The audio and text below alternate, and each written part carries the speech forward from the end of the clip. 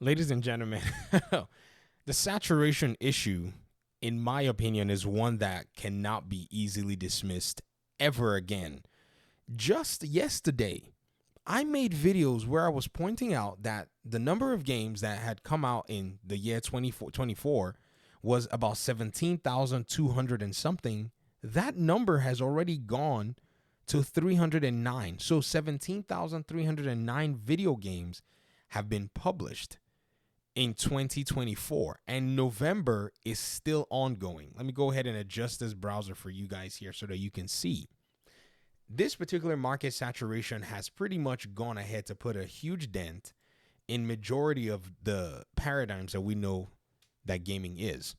Happy Thanksgiving. Welcome to the Video Game Fight School channel. These videos are pre-recorded. For those of you who may be wondering, I'm probably, going to be taking a short break because it's been very intense. However, the conversation is one of those that, we really need to take a very close look at this stuff. Now, Linus Tech Tips in his podcast put out a study and talked about a few data sets. I want us to go ahead and look at these data sets, and we're just going to go ahead and talk about them because I think there is reason to believe that this is actually the case when it comes down to it. When we're done with that, we're going to look at Matt Piscatella's data set, because Matt Piscatella's data set from Circana, where they pretty much go ahead and, they're able to gather a lot of these data, parameters, also helps us to put into context what may be going on at the end of the day. Because gaming is just so weird. It's transformed significantly. It's super strange.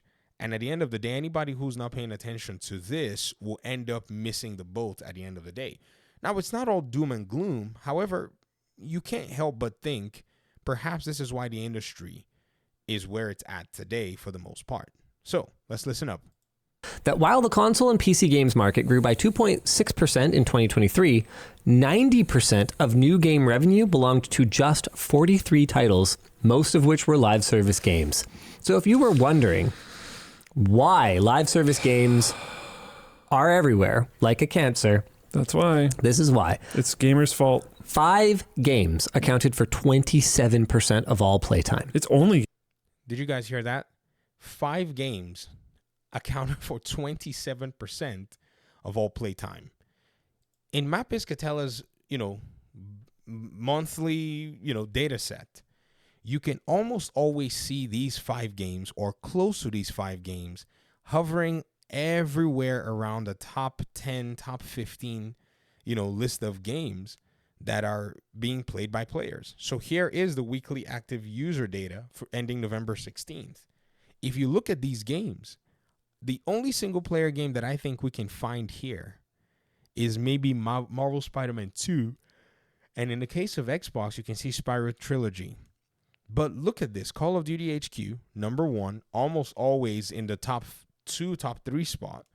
Fortnite, number 2. They cite that in this Linus's video. Grand Theft Auto 5, NBA 2K25, Roblox, EA's College Football, Dragon Ball, Sparking Zero, WWE 2024, Madden NFL 25. Then you have Overwatch, and then basically the same thing. Interesting. Gamers' fault. Fortnite, Roblox, League of Legends, Minecraft, and GTA 5. A lot of folk don't realize how insane League of Legends are. League of Legends is a game. And I think this is, for the console side, again, this is why, oh my gosh, it's so important that we have this conversation. When I started talking about how, on the PC side, things are just so different. A lot of people seemed very adamant. They were like, no, PlayStation has the best games and blah, blah, blah, blah, blah. Xbox can't release any game that's, as good, and all this talk. And I kept wondering to myself, I wonder if anybody realizes that, number one, the percentage of people playing these games are very small compared to the percentage of people that are constantly playing the live service games. And number 2, there are titles that are not even mentioned in the console sphere that are heavy hitters themselves. League of Legends is one of them. 50% of time spent playing new games, a maximum of 2 years old, was on sequels like EA Sports FC, FIFA. Sequels? You mean sequel live service games? EA Sports FC. They lost the licensing deal, haha. Nick Plouffe apparently worked on this one. NBA 2K and Call of Duty. Apex, Overwatch, and Fortnite all came out over 5 years ago and are still going strong. Apex sees about 18 million active players monthly. Overwatch 2 sees about 6.4 million daily. Not on Steam, apparently everyone. Overwatch 2, 6.4 million users daily. Xbox is eating good, guys. Are y'all seeing this PlayStation list? Look at this. Overwatch 2, Minecraft, Call of Duty. Yeah, PlayStation is not going to be able to easily catch up. They tried with the Concord one. Bollocks, disappeared. Wow. Hates it there. Fortnite sees about 3 million daily. I have a really hard time believing Overwatch 2 is bigger than Fortnite? by over double. Yeah, I have a really hard time. These believing all have citations. Fortnite.gg. That's a 24-hour peak, like just in the last 24 hours. So I'm sure they've had, they've definitely had bigger peaks. So Overwatch is bigger than Fortnite? I guess as a whole, because again, if you look at the data set, I don't think Overwatch is even on Steam. Well, that's what they just said just now. Let me go ahead and fire Steam up. Let me see if I can actually find it.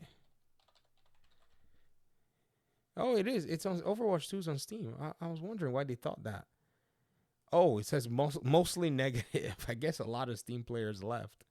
I wish I could show you guys this stuff. Let's go back to let's stick with the video though. Where I'm gonna be done with this piece of Linus's overview soon. The point is just millions of players playing these old games. Remasters and remakes, also incredibly popular. Warcraft 3 Reforged was recently updated. Actually, I'm really excited about this one. Anyways, you guys got to hear it for yourselves.